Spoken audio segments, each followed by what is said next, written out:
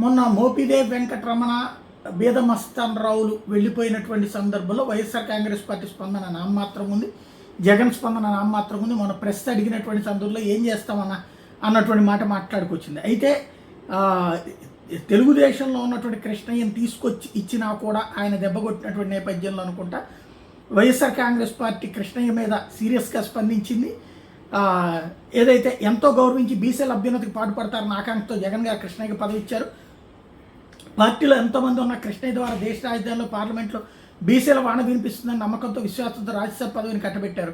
అలాంటి ఉదాత్త సంకల్పాన్ని నీరుగారుస్తూ చంద్రబాబు తప్పుడు రాజకీయాలకు తలొగ్గి కృష్ణయ్య బీసీలకు తీరం ద్రోహం నష్టం చేకూర్చారు.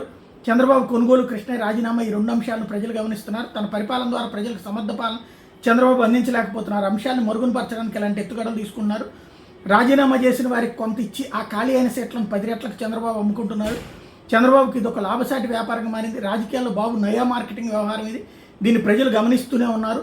ఇలాంటి వాటి కృష్ణయ్య తలొగ్గి రాజకీయంగా బీసీలకు తీరం ద్రోహం చేశారు. ఇలాంటి వ్యవహారాలతో వైఎస్ఆర్సీపీని బలహీనపరచలేరు. అంతకు మించి రెట్టింపు స్పందనతో సమయం వచ్చినప్పుడు ప్రజలు ఖచ్చితంగా బుద్ధి చెప్తారు అంటూ బీసీ నాయకులైనటువంటి అనిల్ కుమార్ యాదవ్, కారుమూరి నాగేశ్వరరావు పేరుతో స్టేట్మెంట్ రిలీజ్ చేశారు.